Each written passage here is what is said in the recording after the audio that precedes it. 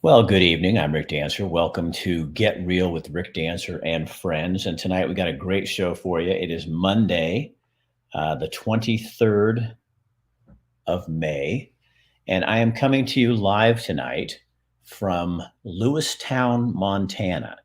Now, I don't know how many of you know where Lewistown, Montana is, but it's kind of in the middle of the state, out in the eastern part. Absolutely beautiful. In fact, every person we run into in Montana, when we tell them we were looking for a place to live, a lot of them would tell us, "Oh my gosh, you got to go to Lewistown." And we thought, "Oh, but there's nothing out here because it's a lot of farmland." But when you get into the town, in fact, let me just show you. I will show you what this town looks like. Hold on just a sec. I got to find the right video. Oh, here we go. So we just got into town, and I came down here and set up everything for a podcast. And so we just drove through, and then Kathy went down and did a little bit of shopping. We're going to have dinner down there tonight. Really super nice place. Uh, but anyway, well, and here's what it looks like.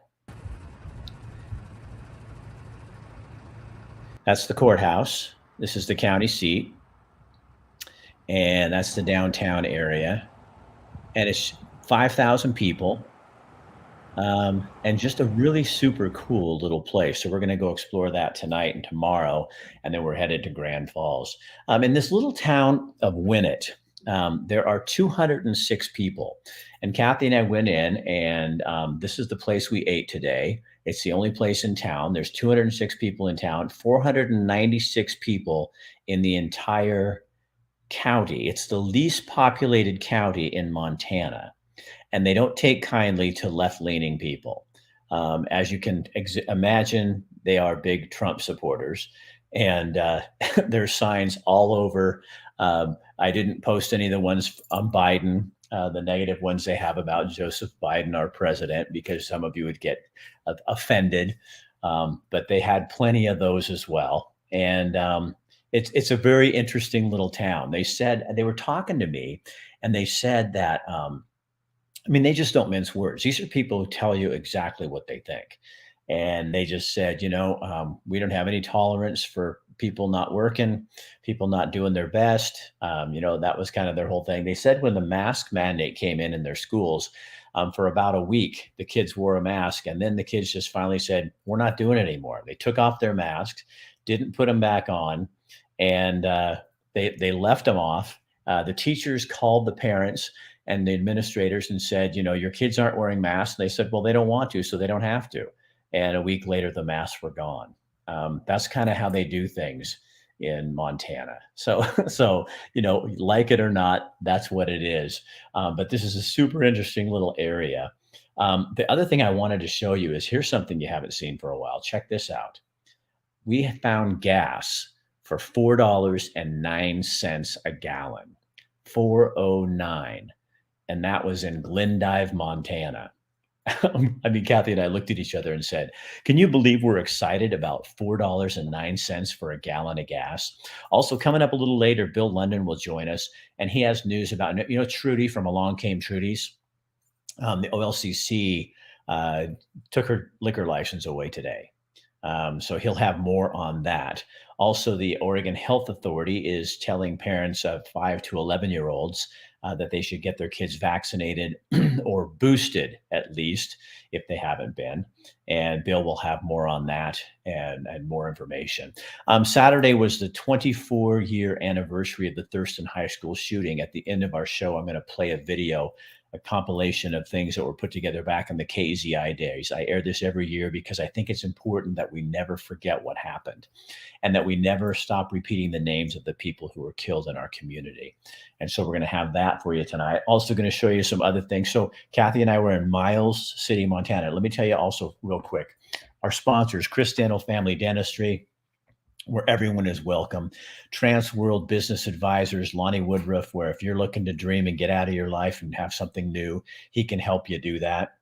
And also Buck's Sanitary Service, and we'll have something from each one of them. So here is Miles City, Montana is very far east. It's about maybe 2 hours from the border of North Dakota. And Kathy and I were there the other day watching the horse bucking. These people, what they do is they bring bucking horses to this the stadium, and riders ride them. And then people who have rodeos all over the United States come there to bid and buy bucking broncos. So take a look at this. Come on, South Dakota! Hey! Miles City Star Buckingham. Big Joe two hands after that, but you still gotta ride them. Let's ride! That's a bird bucket horse. Oh, do I see yellow flag sketches? Birch Rodeo Company brought him the bucket horse.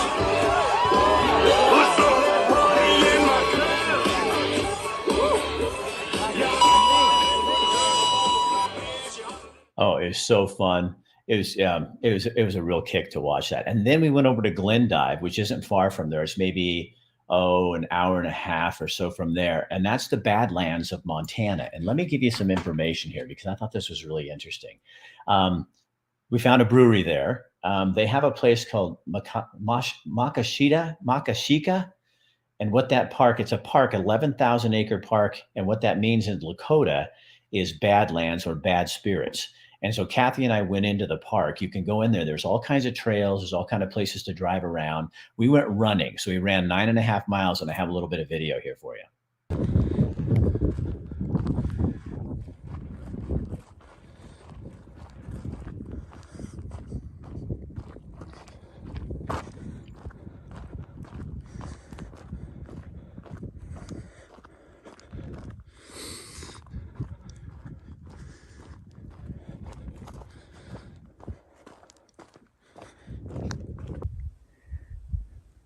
Look at that view.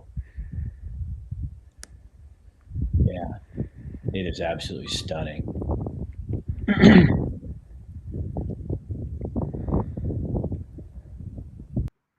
I would honestly say it's one of the most beautiful places I've ever seen, especially this time of year because it's spring.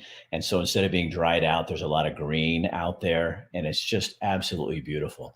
And then last week we were in Butte, Montana. And I'm hoping the video, it looks like it's kind of running slow here. I don't know what's going on your guys' end. I hope this story works. If it doesn't, I'm going to pull out of it and we'll do something different. But first of all, before we get going any further, I'm going to show you a Butte, Montana. Kathy and I got to go 100 feet down into a mine.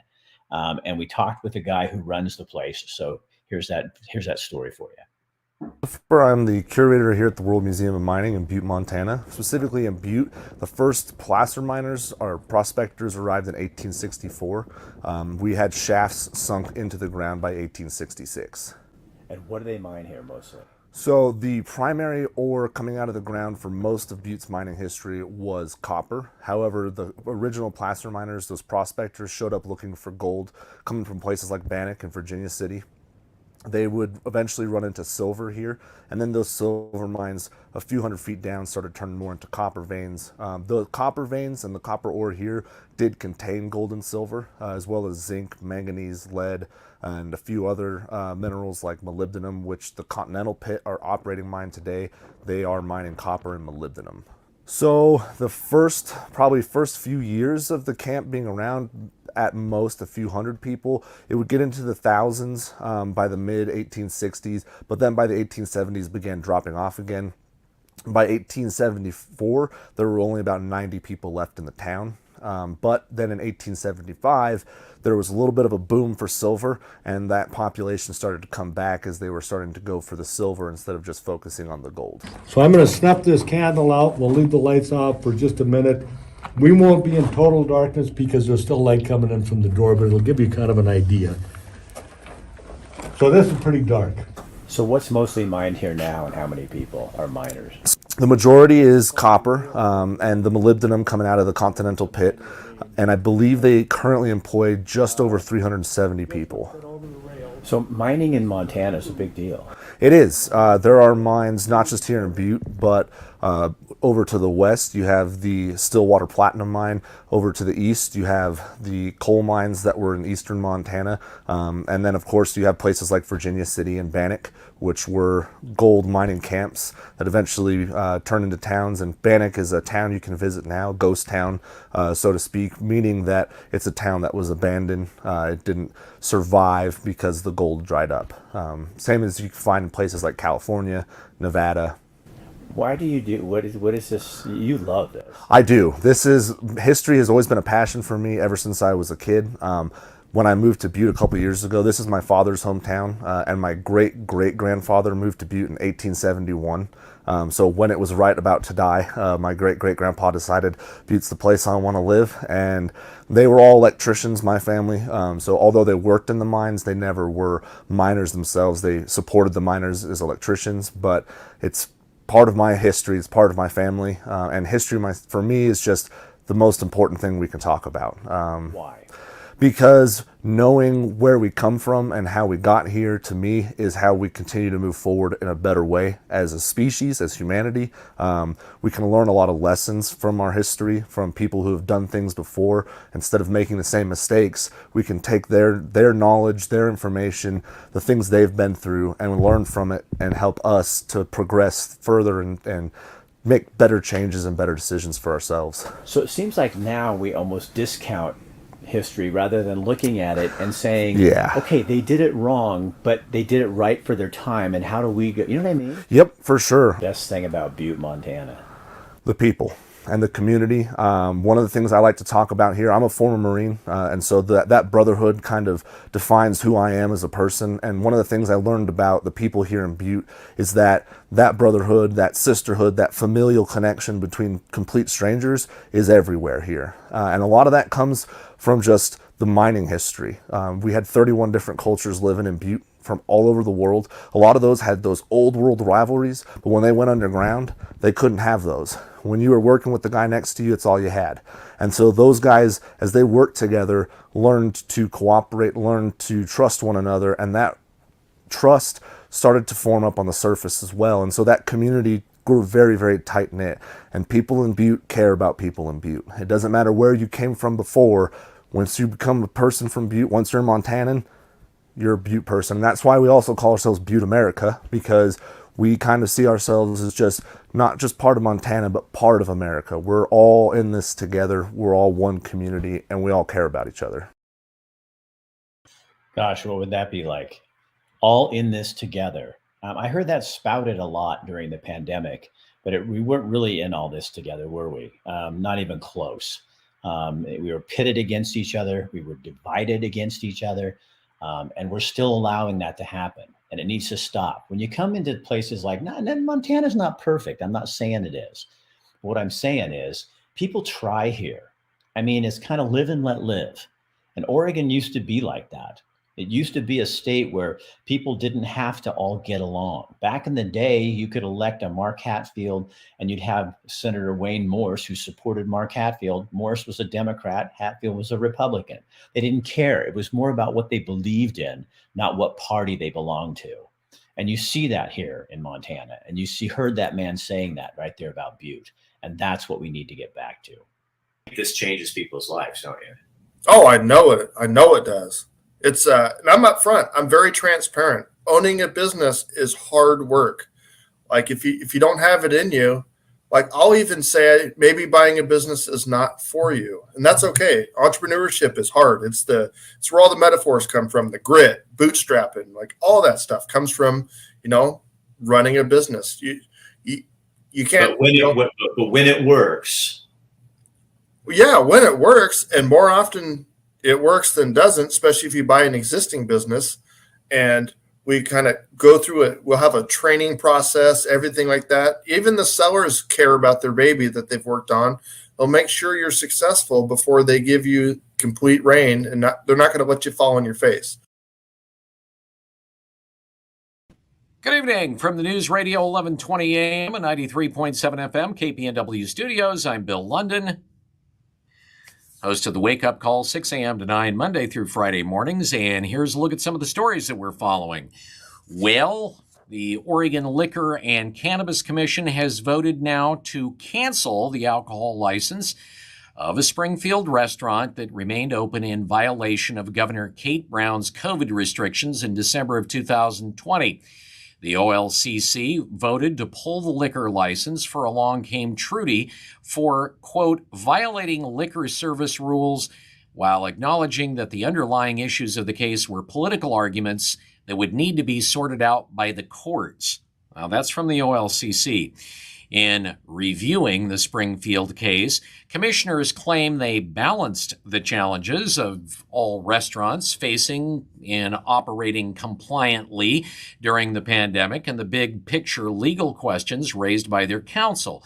However, after deliberation, commissioners agreed with the findings of an Oregon administrative law judge that Along Came Trudy stayed open for inside dining despite Governor Kate Brown's executive decree that limited that activity because of COVID. Oregon anti-gun groups are now locked and loaded to collect signatures to put an initiative on November's ballot that would require people to buy a permit before they could buy a gun, and it would stop the sale of gun magazines that hold more than 10 rounds. Initiative Petition 17 would also require people to pass a background check before buying a gun. Now, under current federal law, a firearms dealer can sell you a gun without a completed background check if the check takes longer than 3 business days. And even though we have heard anecdotally from gun stores all over the place that many people were waiting weeks and months to get their guns, the Oregon State Police Firearms Instant Check System, which tracks when a gun sale is denied and why, actually hasn't updated its data since January of 2021. Now, there'd be exceptions under the initiative for high-capacity magazines if they're going to people in the military or law enforcement. Those who already own high-capacity magazines, what they call high capacity, could get to keep them, but they couldn't sell them or transfer them to anybody else. Permits to buy a gun would be for 5 years and renewable.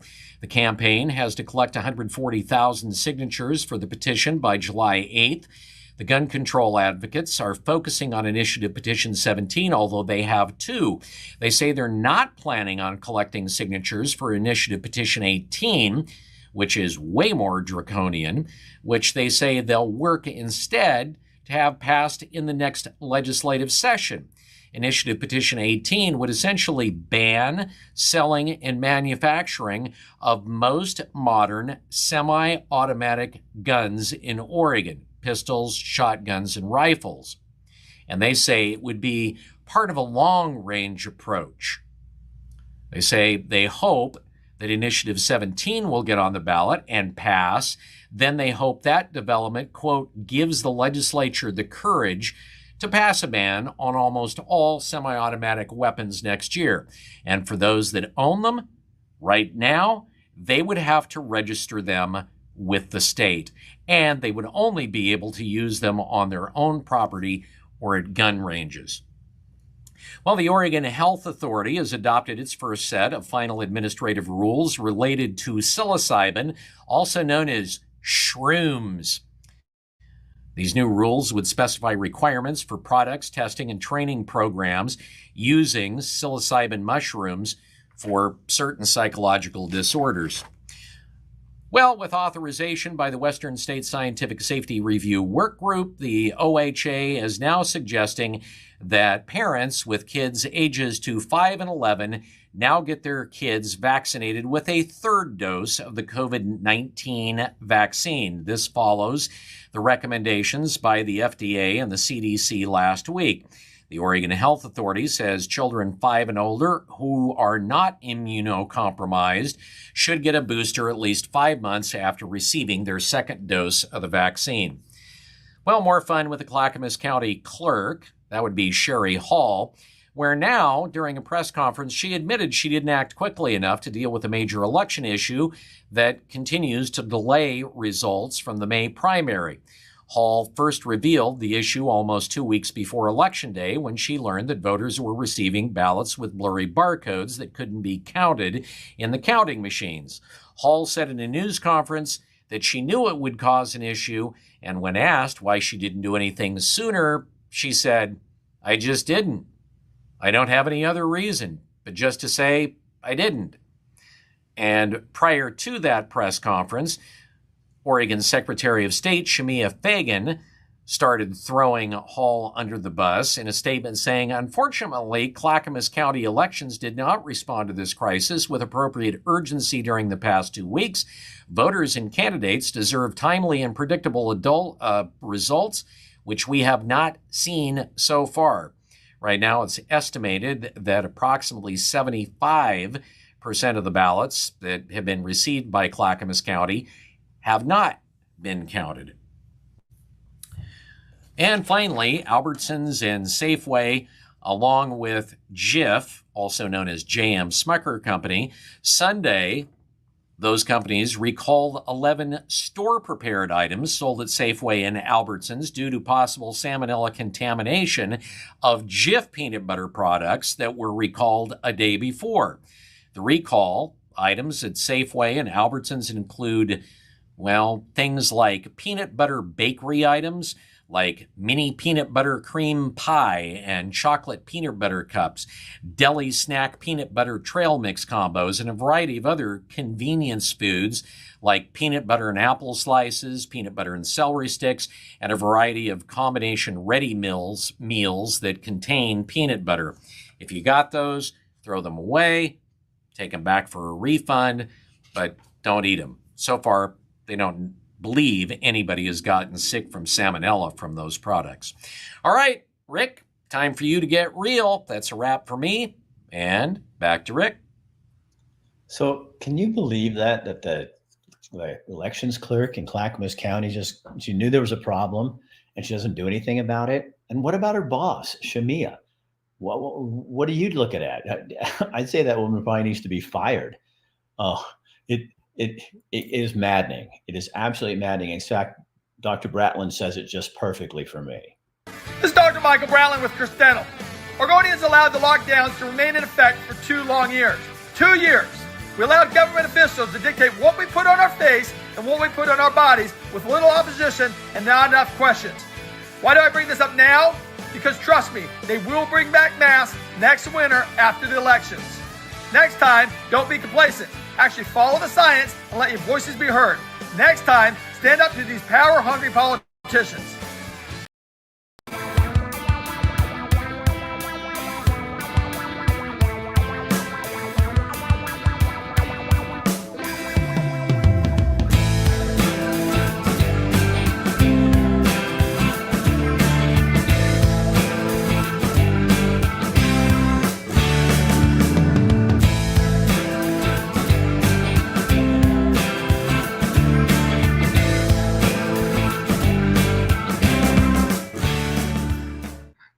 You know, one of the funny things that we found in this little town today, I got to look at the name again, Winnett. They knew exactly how many Democrats and how many Republicans voted. They said there's 39 Democrats in our county, and we're friends with all of them, but we do tell them exactly how we feel. And wouldn't that be great to live in a place where you can talk about how you feel about politics and you have to live in the same community so you don't get all riled up about it? You know, you hope that we can return to that one of these days. The divisiveness, the division, the screaming, the yelling. You wouldn't believe some of the comments I get from people, and people coming on and going, "Rick, you've changed." I haven't changed. Everybody changes. I haven't changed, really. It's just that now I'm telling you what I think, and you don't like it. So you didn't really like me. What you liked was the me that you thought I was. And so maybe it's time that people just accept people for what they are, what they believe in. And, you know, because there's a lot worse things going on in the world. Every year, this time of year, I replay this video because I think we have to remind ourselves, and some people don't like it, so they should turn off now. But this is about the Thurston High School shooting that happened 24 years ago on Saturday. And it changed who we are. It changed our community. And I think we saw something that we never thought could happen here, but it also brought us together.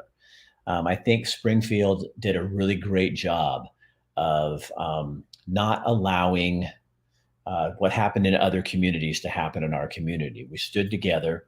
We stood behind each other. We lost 4 people in our community, Faith and Bill Kinkle. We lost Ben Walker and Michael Nicolason. 4 people gunned down by an unnamed person. I don't use his name. It's in this story, but I don't use his name because I don't talk about killers. I talk about the victims.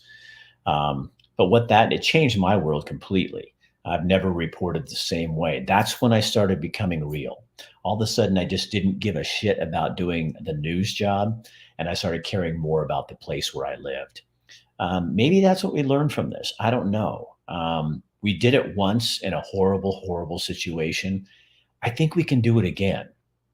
But we have to stop allowing people to tell us what to do. We have to stop speaking for ourselves. We have to stand up for people, for all people, not just the people that are in our party. And we got to stop picking on people and picking apart what they say.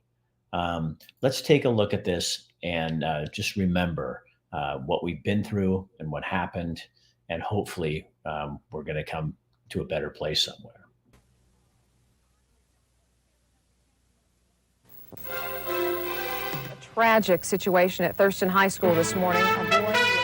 A boy armed went into the cafeteria 8 o'clock this morning. Go ahead and start sending them out. I'll get the medicats here. If it was your daughter, you would. You'd be here. You'd be worried. Some have been transported, some have minor injuries. This is a list of people who have been involved in the shooting. Last name? Michael McLaughlin. Yes, my boyfriend was killed today. He was a junior. He was 17 years old. He was really quiet. He was really smart. I just want to know, we want to know who did it. He was the sweetest guy I've ever met in my whole entire life. And he was so innocent. So was everybody. Now it looks like we may have 2 teachers and or former teachers who are also dead. So this story keeps getting worse and worse and worse. Not only do we have... I would ask a moment of silent prayer, please.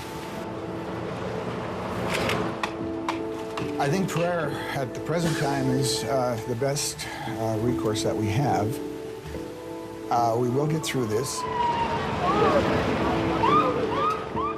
I will give you the young man's name who was taken into custody. His name is Kipling Hinkle. He's 15 years old. Tell me that again. Voted most likely to start World War III. He liked explosives a lot. Yeah, he came in shooting with the 22 caliber rifle. Jake was the first one to attack him. After we had tackled him and had held him down, he turned up to us with a serious look in his eyes and looked at us and said, "Just shoot me now." You can just tell everything was gone inside of him. I just couldn't believe it. I see it on the news every day, every single time. Fayetteville, Tennessee, Edinburgh, Pennsylvania, Jonesboro, Arkansas. It's other places. It's never here. Pearl, Mississippi. And I never expected it to be in my school. Never. But it happened. It happened. And now today in Springfield, Oregon. I don't know. We're all parents. We've all, I'm a parent too. Could be our kids. I don't really know what to say. It's a sad day.